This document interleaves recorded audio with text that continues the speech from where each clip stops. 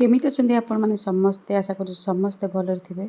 तो आज सकाळे मु ब्रेकफास्ट बनै थी इडली आपन जदि इडली गोटे ऊपर छांचटारू खाली हो जाए तेबे ताकू काढ़ी बाहर रखंतुनी एमती भाव रखी दिंतु से तो एमती रखा द्वारा कौन हम ना तल छांचर जो इडलीटा रहा सफ्ट रपर इडलीटा नॉर्मल एमती सुखी जाए। ये मुझे गरम पानी प्रिपरेशन करुँची गरम पानी पीवाई ता सांगे एठी देखंतु एटा होची घुगुनी ता सांगे ब्रेकफास्ट रे 2 प्लेट ऑर्डर भी थिला इडली रो ता सांगे एटा होची ब्रेकफास्ट रे मो स्वामी को देइची रोटी ता सांगे एटा दही आउ तापरे आलू मटर तरकारी। तो एटा तो थिला मोर ब्रेकफास्ट। तेबे चलंतु एबे मु जाउची लंच रो प्रिपरेशन करिया पे जोटा कि मु आपण मानक सांगरे शेयर करी। तो लंच रे मु बनेबी एग फ्राइड राइस। तो एग फ्राइड राइस तैयारी करिया पे मु एठी नेइची पियाज 2टा बड़ साइज रो पियाज नेइची ता सांगरे 3टा पाखापाखी टमाटर नेइची कंचा लंका 4टा पाखापाखी नेइची आ सबू को बहुत भल भाव छोट छोट करी आमे काटी दबा। एबे मु कड़ाई बसई नेइची आ देखंतु सब परिबा एबे काटिक मु एठी रखी देइची। कड़ाई गरम हैला परे आमे सेथिरे ऐड कर दबा तेल।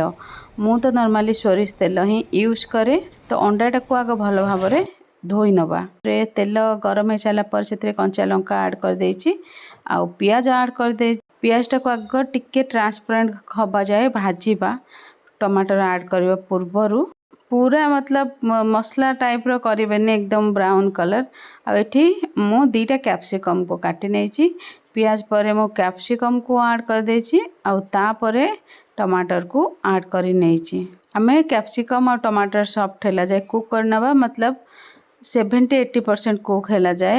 आउ एटा कुक हो गला परे एथिरे मु ऐड कर देबी शेजवान चटनी पाखापाखी 2 टेबल स्पून ऐड कर देइची आ ता संगे किचन किंग मसला ऐड कर देइची।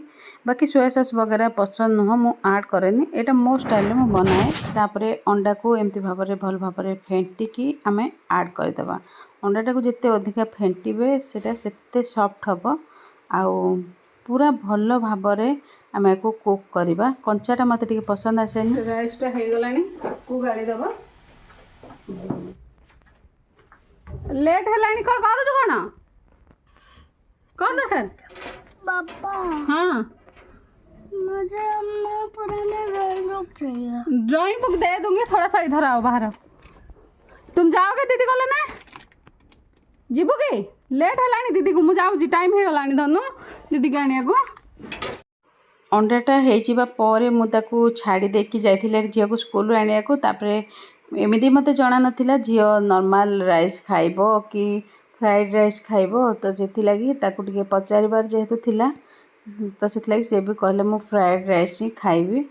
तो से अल्प टिके अंडा मु काढ़ीदेली जेहेतु मु रुटी खाइबी से मो पाई अल्प टिके अंडा काढ़ी देकी तांक मानक पई राइस ऐड करके सेटा को 5-7 मिनट फ्राए करदेली। ता साथे टिके शेजवान चटनी रे मु ता सर्व कर देछि। मोर खाइबार थालीटा देखंतु एठी एग भुर्जी ता संगे अछि आलू मटर तरकारी जोटा मु सकाळे बनैथिले ता संगे अछि काकुड़ी आउ गोटे पराठा। एटा होछि मोर आजिरा लंच।